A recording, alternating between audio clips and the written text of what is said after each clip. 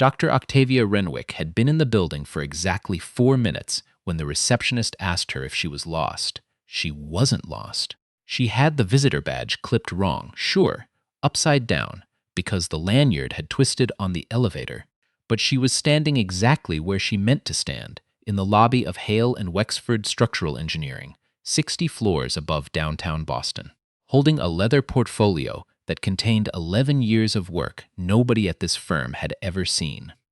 "I have a 10 o'clock with Eleanor Wexford," Octavia said, and fixed her badge without breaking eye contact.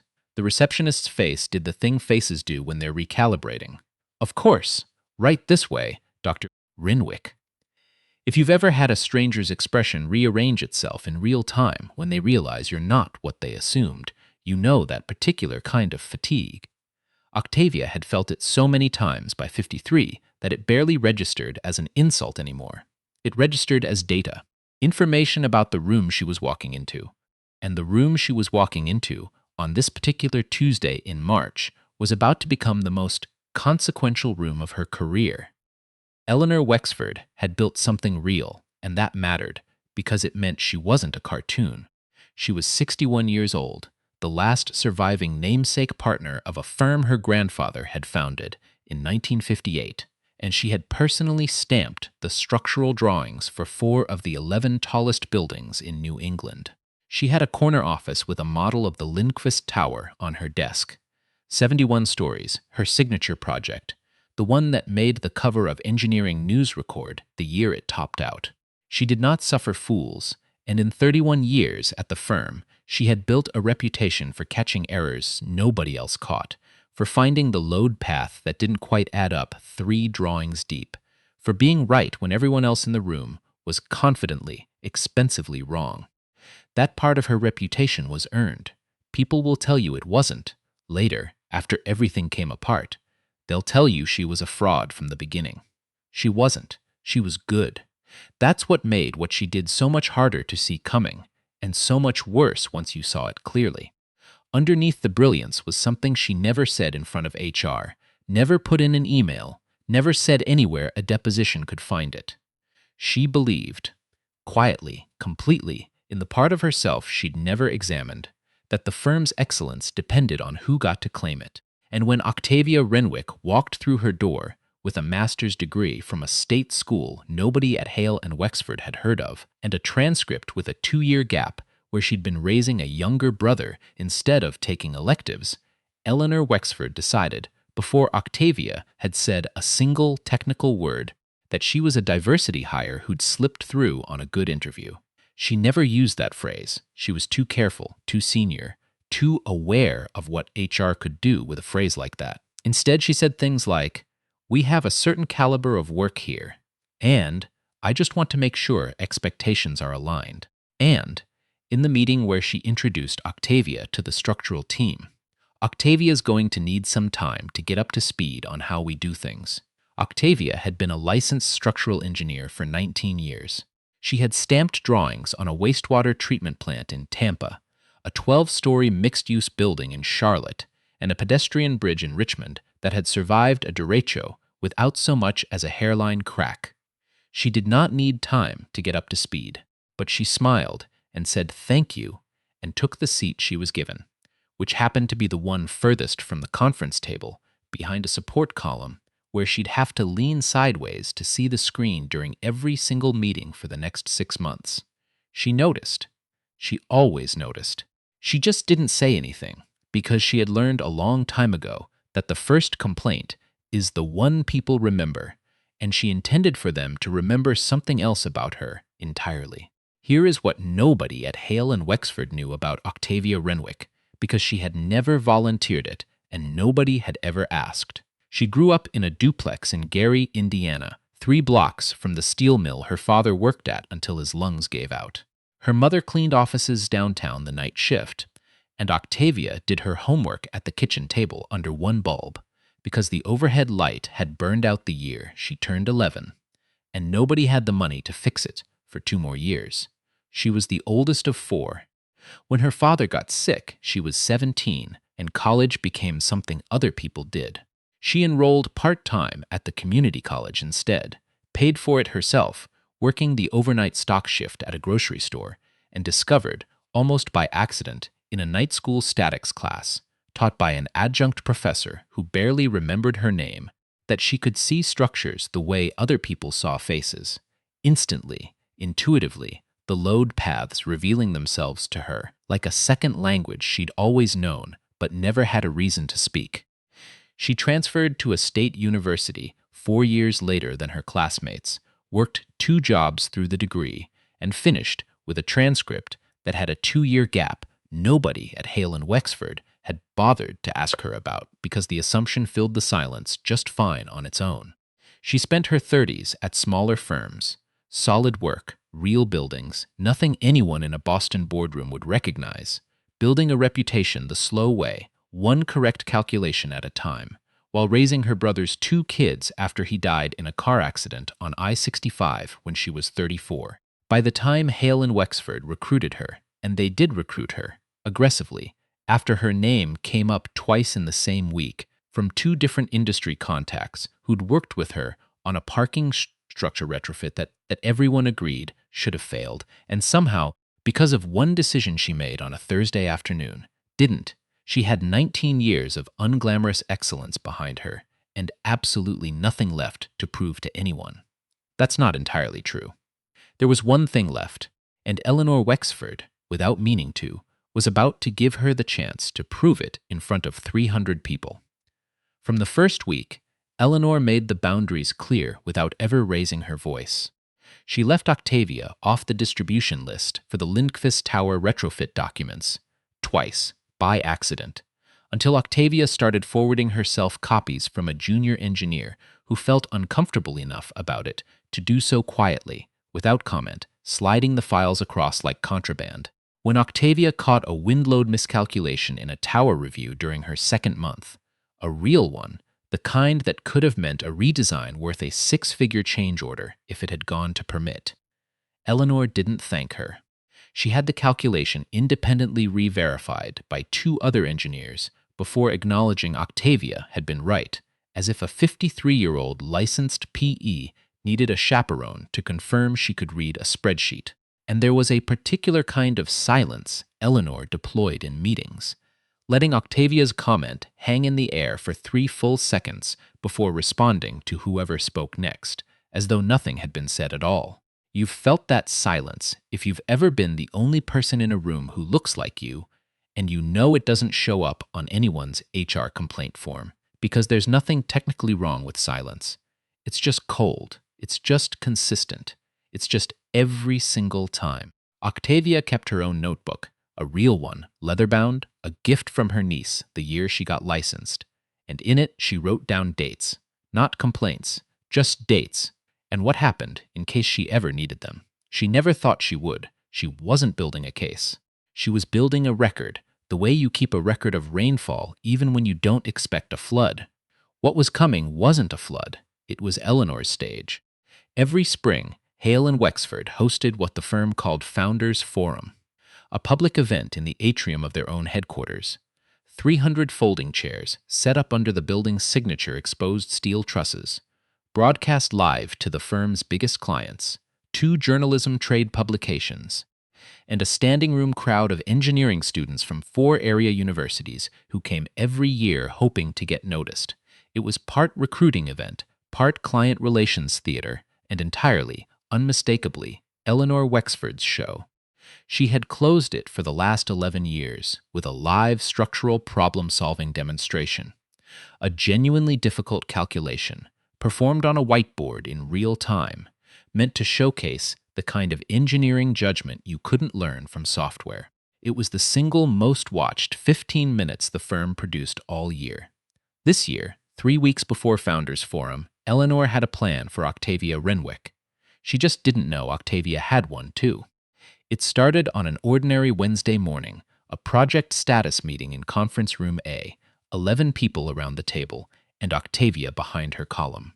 Eleanor walked in, carrying a single printed sheet, which she did not hand out to the room. She set it in front of Octavia, and only Octavia.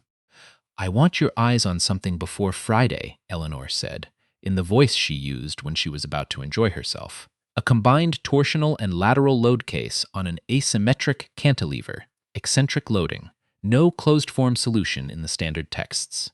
I'd be curious what you make of it. A pause, just long enough to be noticed by everyone in the room except, apparently, Eleanor herself. Take your time. It's not the kind of thing people usually solve without running it through 3 different software packages and a prayer. It was, Octavia understood immediately, not an assignment. It was a setup. The problem on that page wasn't from any project the firm had. She checked the job number, and it didn't exist in the system. Eleanor had built it from scratch. A genuinely brutal eccentric loading cantilever problem, the kind graduate seminars spend a week on, deliberately stripped of the simplifying assumptions that would make it tractable by hand. It was designed to be unsolvable in any reasonable amount of time without computational tools.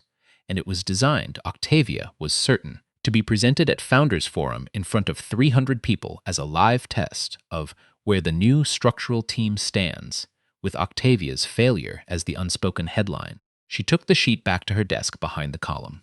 And she did not panic, because panic had never once, in her life, solved an equation, and because she had spent 36 years teaching herself that the size of a problem was not actually information about whether she could solve it. She took it home that night to the brownstone she shared with her Aunt Cordelia, who had helped raise her since her mother died, and who still, at 78, made her tea every evening whether Octavia wanted it or not. She sat at the same kind of kitchen table she'd done her homework on as a teenager, better lit, this time, by her own hand, and she worked. She worked for 3 nights, not because the problem defeated her, but because she wanted to find something better than a solution. She wanted to find the elegant path through it, the one decomposition, the one substitution, that would turn an intractable mess into something a person could actually walk through, by hand, on a whiteboard, in front of an audience, in under 10 minutes.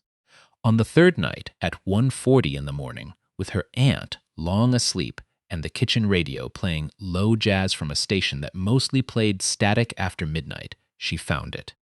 A coordinate transformation nobody teaches in undergraduate courses anymore, because software has made it obsolete. A method from a 1962 paper she'd encountered, of all places, in that 50-cent textbook. She'd taught herself calculus and statics from at 19, the one with somebody else's handwriting crowding the margins. She smiled, alone in her kitchen, and wrote it all out clean. She did not tell Eleanor she'd solved it. She did not tell anyone. Founders Forum fell on the 2nd Thursday in April. 300 folding chairs filled the atrium under the trusses. The firm's biggest clients sat in the front rows in good suits, and behind them, 200 engineering students leaned forward in the way students do when they smell something worth watching. Eleanor Wexford stood at the front in a cream blazer, a wireless microphone clipped to her lapel, radiating the specific calm of someone who has rehearsed humility and confidence in equal measure. She opened with 11 minutes about the firm's legacy, her grandfather, the Lindqvist Tower, the 4 decades of structural excellence Helen Wexford had built its name on.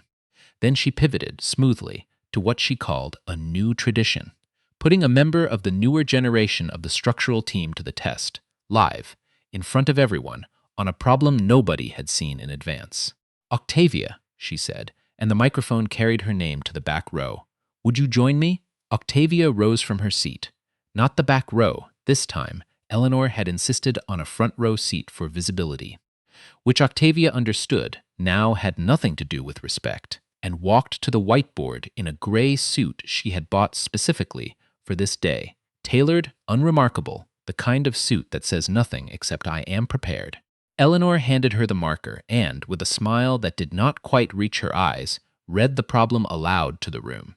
The eccentric cantilever, the combined torsional lateral loading, the absence of any closed-form solution in the standard references, framing it, for the audience, as a genuine challenge, the kind we face on real projects, the kind that separates engineering judgment from software dependency. 300 people settled in to watch what Eleanor expected to be a polite, public, irrecoverable struggle. Octavia uncapped the marker. She did not rush. If you've ever watched someone who actually knows what they're doing, You know the stillness that comes before the first line. Not hesitation, just the brief quiet of a person organizing certainty rather than searching for it. She wrote the load case in the top corner of the board, clean and small, and then she began. She didn't attack the problem the way Eleanor had built it to be attacked. Head on, brute force, the approach that would have taken 40 minutes and 3 wrong turns even for someone exceptional. Instead, she rotated the coordinate frame, decomposed the eccentric load into a superposition Eleanor herself hadn't accounted for when she designed the trap, and the asymmetric mess on the board began, line by line, to fold into something almost beautiful, a clean, traceable, hand-solvable structure hiding inside what had looked, 90 seconds earlier, like chaos. The room went quiet in the specific way 300 people go quiet when they realize they're watching something rare. Octavia talked while she worked, narrating each step the way a good teacher does, not for show, but because that's simply how she thought, out loud, generously, in a voice that assumed everyone in the room was capable of following her if she just laid the path clearly enough. 11 minutes after she started, she capped the marker, stepped back, and the final answer sat on the board, boxed correct. And this was the part that would matter later. The part nobody in the room understood the significance of yet. Completely consistent with a number on Eleanor's own Lindqvist Tower retrofit drawings. A number Eleanor had stamped herself, 8 months earlier, using the brute force approximation method that the firm's own standard practice required, an approximation Octavia's elegant exact solution now revealed to be off by just enough. 4% to matter. 4% doesn't sound like much.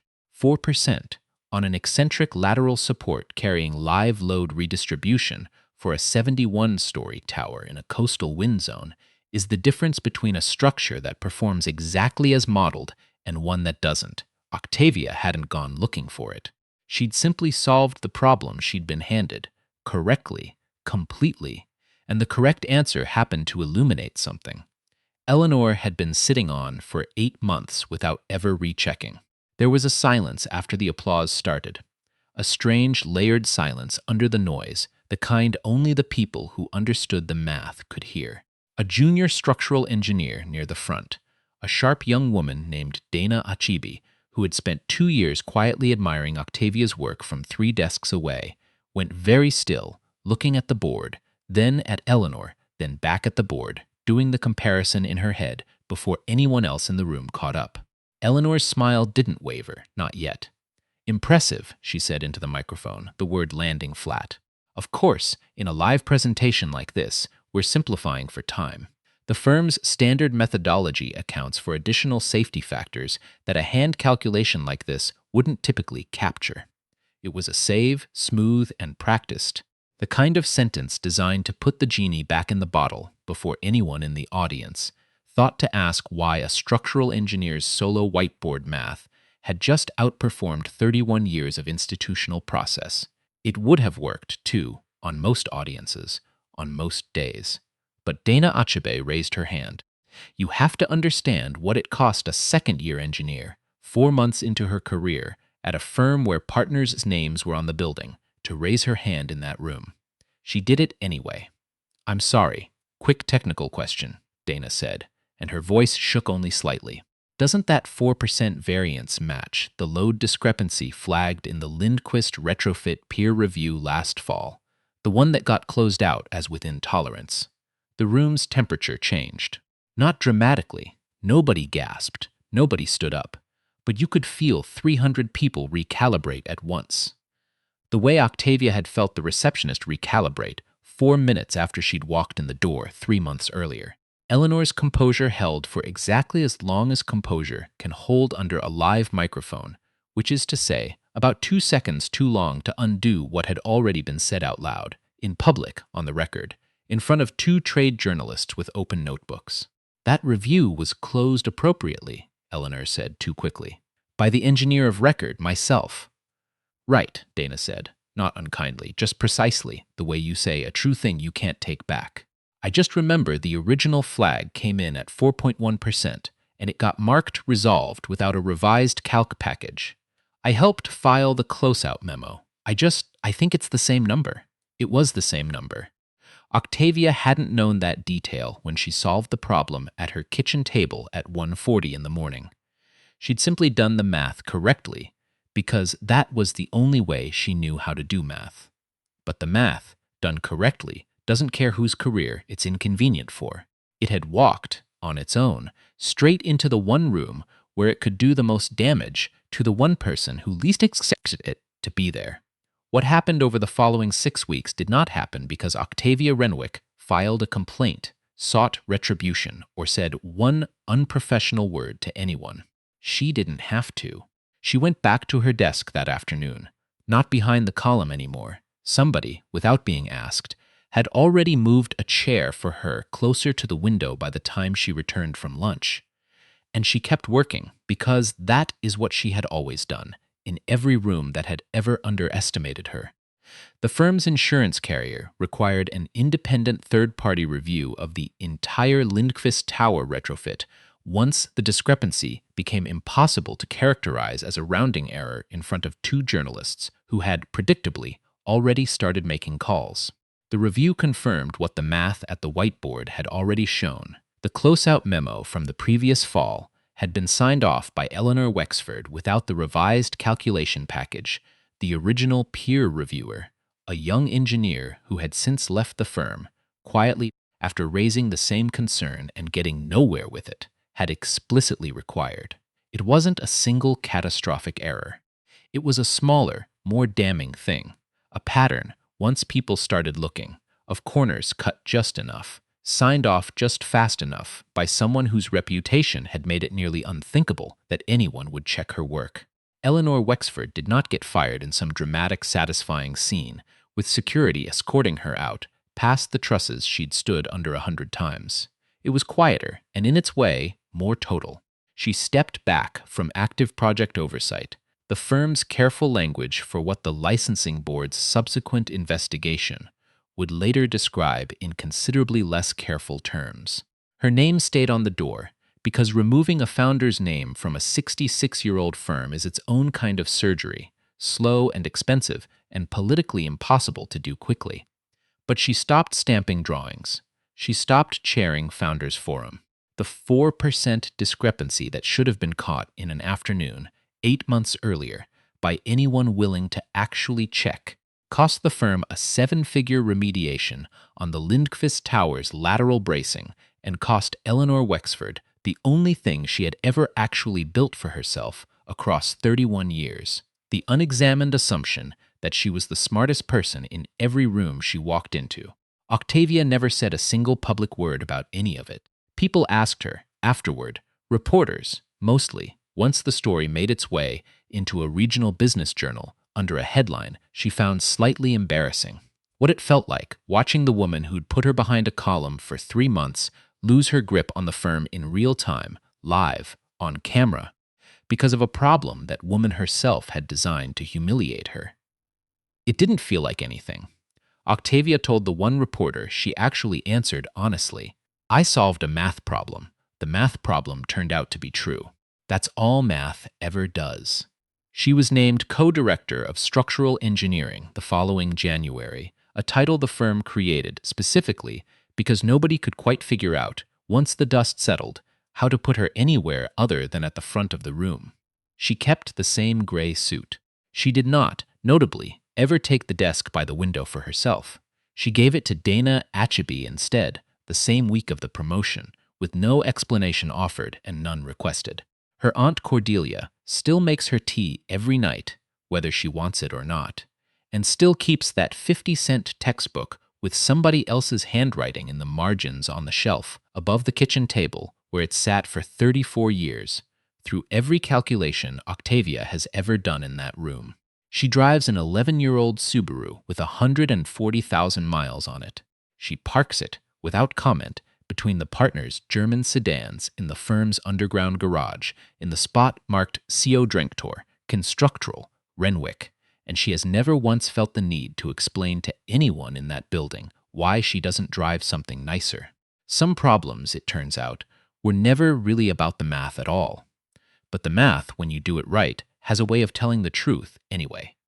whether anybody in the room was ready to hear it or not.